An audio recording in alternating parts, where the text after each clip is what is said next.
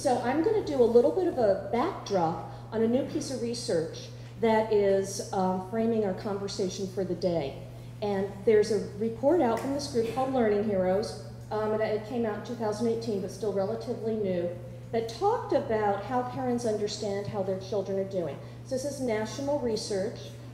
They surveyed parents across demographics, across rural, urban, suburban, classes, races. It's really well done research, very representational. So I think we can all say that we need to pay attention, even though we may not have been those people they asked. They asked a lot of people that we represent. So this is what a piece of this study talked about. Parent perceptions versus national data. So the question to parents was, do you think your child is at or above grade level? Okay? So here's what parents said. In terms of math, 88% of parents said, yes, my child is at or above grade level. In terms of reading, 91% said, my child is at or above grade level. Fabulous, okay? Let's look at the data. Let's look at the testing of how kids really are doing. 40% of our kids in math and 36% of our kids in reading are actually at or above grade level. This is shocking to parents. And I've heard stories, I'm sure you have too, of parents whose children get into high school and parents think, yes, my child's definitely going to college, we have plans, it's happening. No, that child hasn't taken algebra in 9th grade. They're not on track for college. This is something people find out, students and parents find out, late in the game. It's like, what happened? They've been getting good grades. That's part of what happens. Grades. Parents say good grades equals grade level. My child's getting A's and B's, we're good, right? They say 84% of parents believe A's and B's represent current grade level work. What do teachers say grades represent? Good grades are mastery of the work, but also effort and also progress. We want to reinforce effort and progress. That's important. And so 48% of teachers agree that report cards measure effort more than achievement. So there's a real disconnect in the information parents are getting and what it means. So we're not going to change report cards overnight, but there's a national effort going on. That's not why we're here today. But we can look at other sources of information for parents. Teachers have lots of information from many different sources. There's formative assessments, there's summative assessments, there's all kinds of things going on every day, right? If you're a teacher, there's all kinds of ways you're collecting data, differentiating, and meeting children's needs. The question, what if parents had that information too? And what if parents were able to do things at home that were a link to what's going on in the classroom? Parents want that kind of information. That's one of their, what we started doing. Not only how's my child doing, but what can I do to support learning?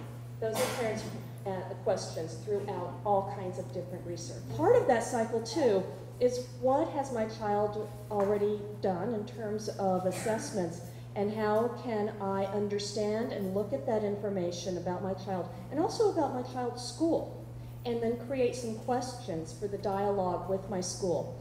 And there is information on the State Department of Education website that is awesome. I don't just say that because these are my colleagues and that's where I work.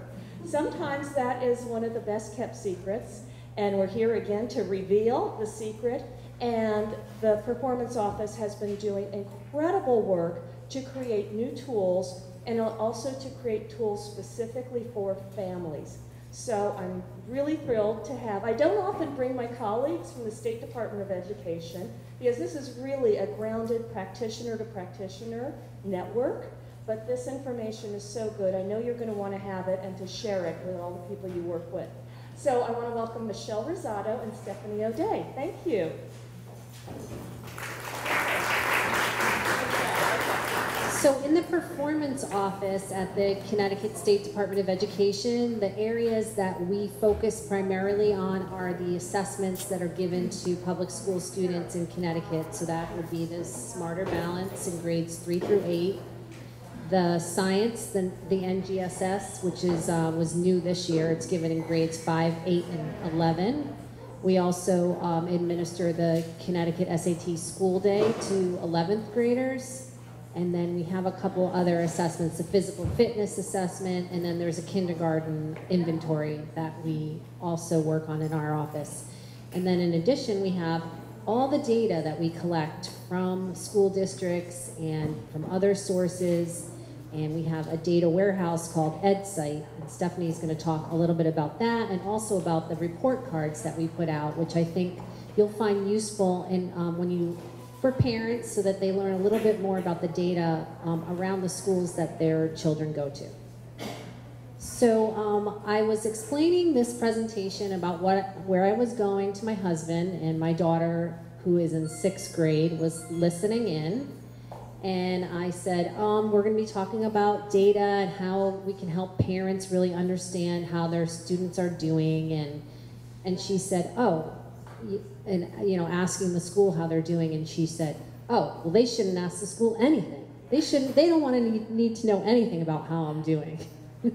I thought that was kind of funny, but it is important to understand how they're doing. And so some of the tools that we have on our website, we have a new parent portal or new parent resource site, and there's the link to that. And on that site, we have guides that explain about the Smarter Balance test. We also have some videos that explain about the reports that go out on the test. We have all the different resources that are specific to parents on this site. I don't think that I have it linked. Maybe I do.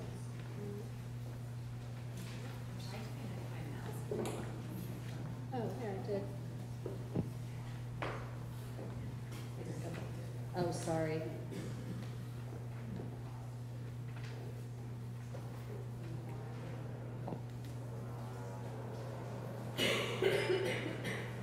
Okay.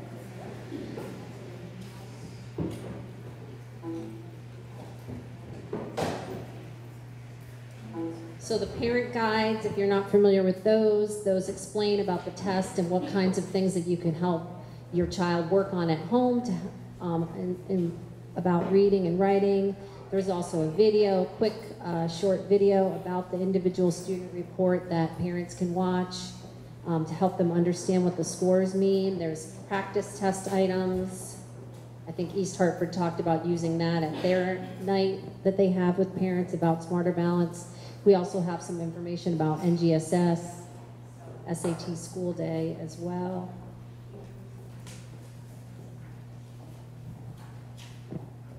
And we have other parent resources there that we've gotten from help with from Judy, from some of the resources that she had as well. So, and if there are things that maybe you're using in your schools and you think they'd be helpful to link up there, we'd be happy to, if you could suggest some of those to us, or any other suggestions if you think there's information that you're lacking. So we got some feedback about the student reports that we give out for parents about Smarter Balance, that they're hard to understand. What does it mean when my child's at level 1? What does it mean when they're at level 2? There's some language on the reports, and even for me, and I work in this office, when I read through the reports that I get on my own children, it can be a little confusing. What exactly does this mean that they've gotten this level, and where are they struggling? There's really not that much detailed information. So for the first time this year, we've added a lexile and a quantile measure, and I think that you'll find that that's an easier way to kind of explain where your child is in terms of those levels for reading and math and how you can help them, because there's resources tied to them. So we did release this information through the assessment portal back a couple months ago when we released the results, but I'm not sure if the parent reports have gone to the schools yet. Usually it's mid-September that they have, but I'm not 100% sure if they've gone out yet. I know I haven't received mine for my children, so you have, okay, all right. So the school district I have my children in has not sent theirs out. So if you want to find out more information about Lexile and quantiles, Lexile is a measure of reading comprehension, and then the quantile math, the math equivalent. There's lots of information. The hub website that's up there, all educators in Connecticut will have free access to all the resources on there. There's, I'll show you what the site looks like when we get to the next slide, but as long as you put your school email address in, that's all free resources. We're also going to be having some training for teachers coming up. I think it's in December, so you get a little bit more information about Lexiles and quantiles. But one of the things that I like a lot as a parent is that I can take that Lexile score and go to this website and find out what kinds of books would be good for my daughter to read. What's going to challenge her? What's at her level? And also for educators, there's other pieces that you can use. So it goes on a scale, maybe similar to like a DRP score, if any of you have used those in your district, where they get a measure on the Lexile score, but then all books are also put onto the Lexile, so you know what kind of reading material, what kind of complexity of reading material will challenge the student.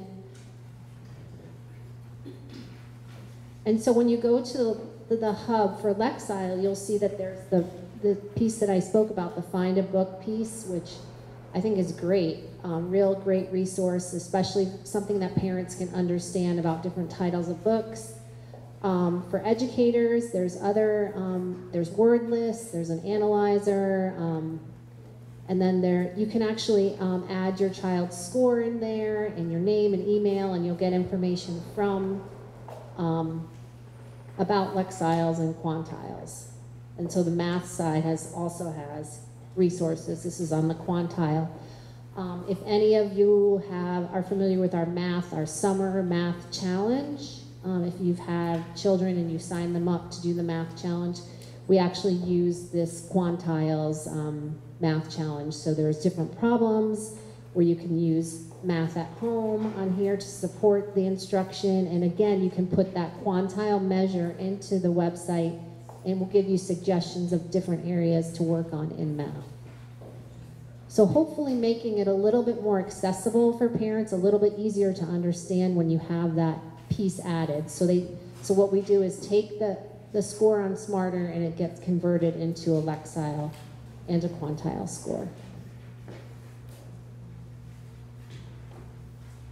Okay, and I mentioned the parent guides before. This isn't something new. We've had these out for a while, but those can go home with the reports if it's something you want to do, or you can link to them in the letter that you send with the reports. But the guides actually will explain what's required on the test at that grade level, what things they need to know in the next grade level. There's strategies and tools for different things that you can work on at home with your children. Okay, and then the other test that we have at grade 11 is the SAT school day, and we do not give out paper reports for this test. Students actually will look up their scores online using their account. I think many of them access it on their phones and things like that. School counselors have access to this information, but just letting you know, this is what it looks like when they bring it up on their phone to look at their scores. It'll give them the overall score and a little bit more detailed information on their reading score and their math score. It lets them know if they've met the benchmarks to be college and career ready. And it gives them also a percentile score.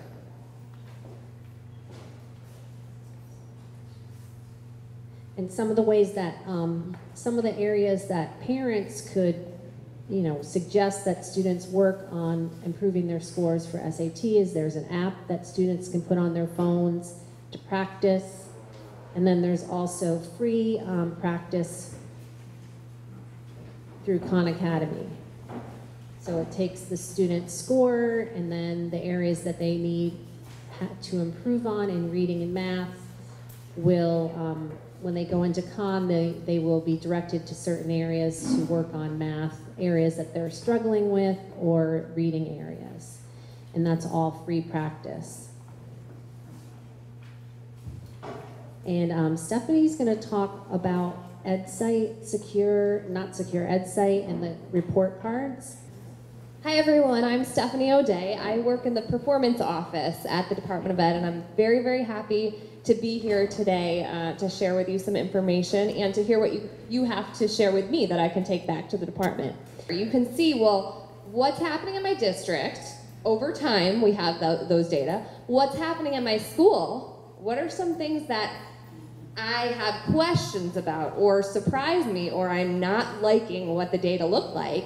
And how can I have conversations with maybe my family liaison, maybe my principal, maybe my classroom teacher? And so it's kind of like an entry point. So on your tables, I just put a quick bookmark with the website. So it's just edsite.ct.gov. It is our public data portal for the Department of Education. It's behind the scenes is our student level data warehouse. So we take all the student level longitudinal data and we prepare it for these public reports. So you'll see we have public reports in a number of areas, and you can see what's in each of those. We call them buckets across the top. So we have an overview buckets where you can find a school or a district. You can find staff. That's limited to administrative staff. We do have teacher level data. It hasn't been included there yet. We also have some of the static reports, like our profile and performance report. Some of you may have seen those before, or our special education annual performance reports. We have some information on students, educators, and I'm not going to go too much into this because I really want to show you our new Connecticut report cards. Instruction and performance. So this is our public data portal. The newest addition to our public data portal are our Connecticut report cards. So our Connecticut report cards actually give a high-level view, trend data, visual, and while EdSite is not formatted for mobile devices, we've done our best to make the CT report card mobile-friendly. So we're going to have you guys log on and do some lookup for your schools or your districts and see what you think. I'll go through one first. So from this EdSite homepage, you can just click right on the logo or on the linked text, and it's going to bring you to a selection page. It was a little slow. Okay. So from this selection page, you can either see the state report card, you can select a district or a school from the drop-downs, or if you don't know maybe what your district, or what district the school of interest is in, so for a general public member, they might know the school name, but say it's in a regional, they might not really know what district to select. So we have an interactive name search down here as well. So just to give an overview, I'll show you the state report card. You're gonna see a summary bar across the top with some really high level information. And then there are 4 expandable sections below that. So the high level information just gives you, and this is the same for the districts, you're gonna see a similar bar at the top, as well as the sections. Gives you the number of students, the number of schools and programs in the district, the per pupil expenditure, the full-time equivalent of certified staff. So you'll see people sometimes, and I get this question a lot, like, well, how can there be 0.5 of the staff? A lot of you are in the school district, so you probably know 1 FTE is a full-time position, so if you have a part-time position, it could be right. And then this overall accountability index, which is, as you can see, the hover tells you, it's that overall index that's created by looking at those 12 contributing indicators, which some of you may be familiar with. I think it's be safe out there. Is that right? Be safe out there. Be safe out there. So this gauge over to the right with the accountability index is actually linked to our next gen report, where you can see those 12 contributing indicators. So that is one of the EdSite public interactive reports that you could even access just from regular EdSite. These sections are expandable, and we are doing our best to show some trend data, and in a bunch of different areas. And we also have included little info buttons so that if you'd like more information on what a metric is, you can see that. You could also hover over the graph, and it'll tell you the corresponding data point. So we have a number of charts in each section, and I'm trying to be mindful of time, and I want to do a quick example so that you guys can get on and start looking at your schools and districts. So just for my example, I wanted to ask the question, you know, when you're looking at the CT report card for your school or district, find something that surprises you or something that you want to know more about, then click on that chart or click on the title of that chart, and you can go in and drill deeper. So for me, I'm from Cromwell, and I have a 2-year-old, so I'm going to want to start looking more closely at my Cromwell Public Schools data. Anybody from Cromwell in here? So I selected my middle school. Now another thing you're going to notice, at the state level, you just saw the state numbers. At the district level, we added in the state as a comparison. So you'll see your district metric and your state metric. And at the school level, you'll see all three, school, district, and state. So here's my middle school, and just for a first look, you'll see I have my enrollment. We only do the district, school to district comparison because the state's just too large.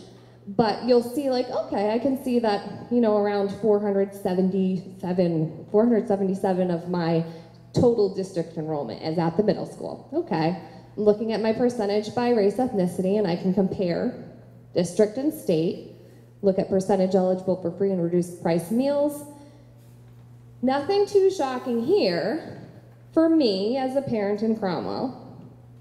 But then I get to this chart, and that blue bar across all the charts is my school.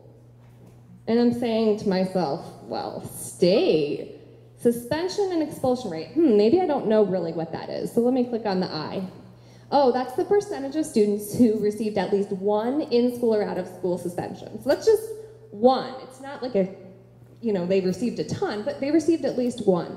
So I say to myself, wow, 9.6. My district is down at 6.5% of the students, but my Cromwell Middle School is kind of up there.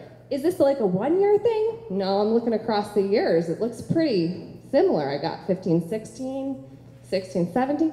So this is okay. Could be a starting point for a conversation, but I don't really have much more information. I don't know about my subgroup performance. I don't know what's happening here. This is where I can link right back to EdSite Public. I can either click right on the chart or on the title. Stephanie develops these reports herself.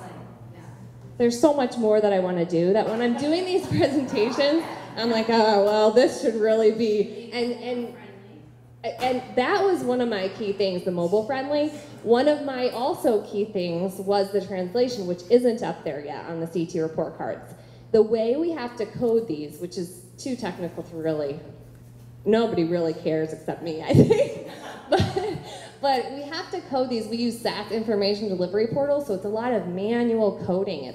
It's not, I can't get it into Google Translate to work. So I have to go have someone help me translate everything to Spanish and add, like, for each of the pop-ups. So it's on there, I keep bringing it up, and I'm trying to get some time dedicated to get it that way, because I really think we've got to get this out accessible to more people. So when I go to the actual EdSite report, it's not as pretty as the report cards, but there's a really good feature here. That's a requirement of ESSA, and we can disaggregate by all of our subgroups. So when I played around, I went right in.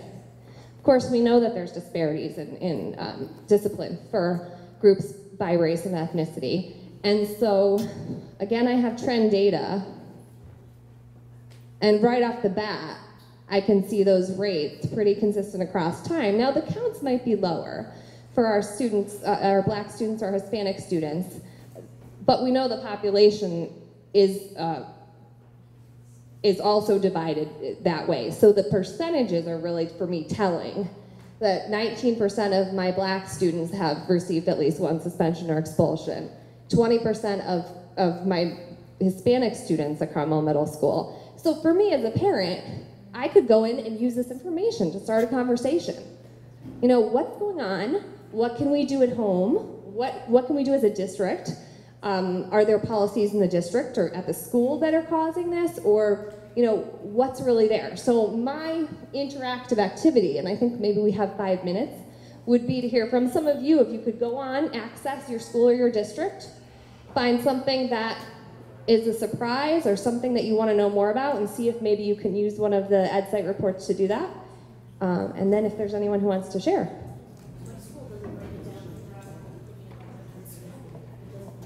Okay, so, and the EdSite, the traditional EdSite reports aren't mobile friendly, but you have to go to the subgroup filter and select race ethnicity, and then push submit again, and you'll get that broken down. And there are other subgroups there also. If you want to see it by English learner status, or if you want to see it by students with disability status, you can do that as well. You can select Greenwich from the district dropdown, and select all schools from the schools dropdown. All of the districts, and now we're disaggregated by race and ethnicity, all of the schools in the district now appear on the page. This is kind of hard to look at. So on each of the traditional EdSite reports, we have the ability to export the data. So then you can export to the CSV file, open that up, and how many people know how to filter in Excel? Honestly, I feel like sometimes it's about 50-50. So when I open this up, I just select the row I want to filter, and I click the filter icon in the upper right. And then you can look at whatever schools are of interest to you. And this is across the board for all our existing EdSite public reports. Anybody have anything interesting on their report card they want to share? You don't have to share. I'm just glad you know how to get there now. So the little stars. Oh, that's another thing on my I'm not doing a good job looking at my checklist here. I'm checking off my boxes. Okay, so the little stars, the asterisks denote a suppressed cell. We have a pretty complex suppression algorithm at the state, so we start with cell suppression. Our cell suppression rule is 5 or less. Why do you suppress us? We're suppressing to protect student information, personally identifiable information, PII. So that just doesn't mean name or SASID number. That means anything that can be used to potentially identify a student. So those asterisks, we start with cell suppression, 5 or less. But then when we provide totals, so if I said to you 20 kids all together, you know, had this test score, or were level 3, and then I suppressed a count, but I left all the rest of them, you could just subtract and figure out what my suppressed count is. So we use what's called complementary suppression. So we suppress the next highest value that contributes to that total. We also suppress computed statistics, which gets even more, not really need to know, but if you're interested, we use a denominator of 20. So if we're calculating a rate and the subgroup doesn't have at least 20 students, even if we show you a 7, it's 7 out of 20. You can do that, or 7 out of 19. You could do that because we'd show you both of those numbers. But we don't actually show the percentage because we're encouraging people to make sure that they're not making interpretations about small groups.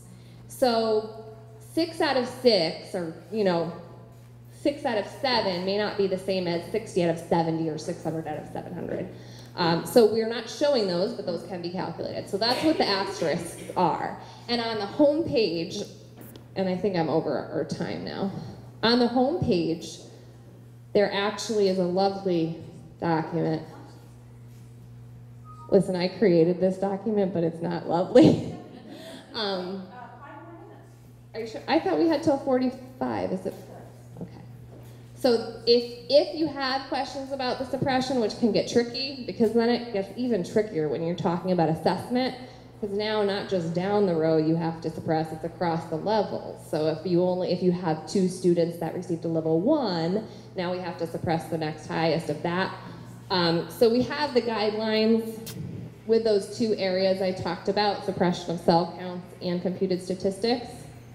And then we have an example for those of you who really are interested. And don't worry, it won't hurt my feelings if you're not.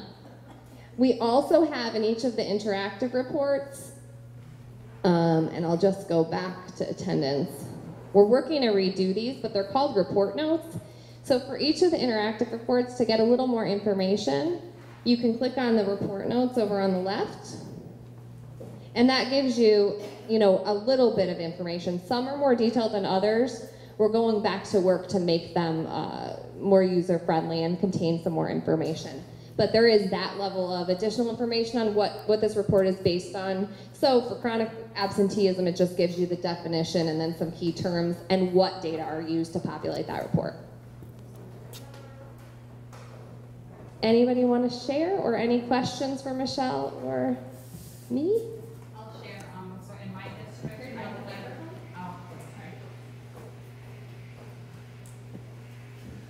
in my district, I looked at the chronic absenteeism rate, and for students with disabilities, the rate is 24.3%, and not with disabilities, it's 10.7%. So it's more than double. And so for me, that also comes to a question about access. So I may want to, talk about, like, if my students with disabilities are so chronically absent compared to my students without disabilities, what is that meaning? Are they accessing the same curriculum? Are they able to take advantage of, we know if students aren't in school, they're not being exposed to what the students that are in school are exposed to, right? So I think that could feed looking into assessment information, which we already know there's some trends there, right? But looking deeper into that and asking the questions. This is like the entry point. It's not getting you where you need to be, which I totally empathize with, and I think that like a lot of the presenters today, Veronica and Jen, those types of things, right? You're using the data to start the conversation, and then you're doing your own drill down. And in their case, in East Hartford, they didn't have the data that they needed, even from what was required by the state. They had to go out and do the EDI on top of it to really understand what was going on. So I totally empathize with you. This by no means is the end-all be-all to anything, but it's a starting point, I think, where with a report card now it's a little more accessible, and parents can start to have that high-level information that'll allow district people to do what they need to do. And Michelle might have something to add to that. I just wanted to add that when you first went in and showed the data about Cromwell and even like the state of Connecticut, what I shared with Veronica was, even if you're applying for funding, for grants, you have data right there to show, okay, we want to target absenteeism, or we want to target this, and here's our data, and this is where we want to move maybe in a year or 2 years with your funding. So it's a good place to start for funding and grants. I'm so glad you said that, because this is my first year. A bunch of us at the department review like the competitive after school program grants, and we're doing it right now. And so part of my review always, because I'm a data person, is to go in and say, well, they said 25%, but is it really 25%? And I tell you, one of my applications was dead on, and I'm like, they used the report card because it was in the same order. It was the exact to the decimal point. And so it can be a useful tool for that too, which will allow the district people to get the resources they need to do what they need to do. Thank you, Jen. Thank you, Michelle. Thank you, everyone.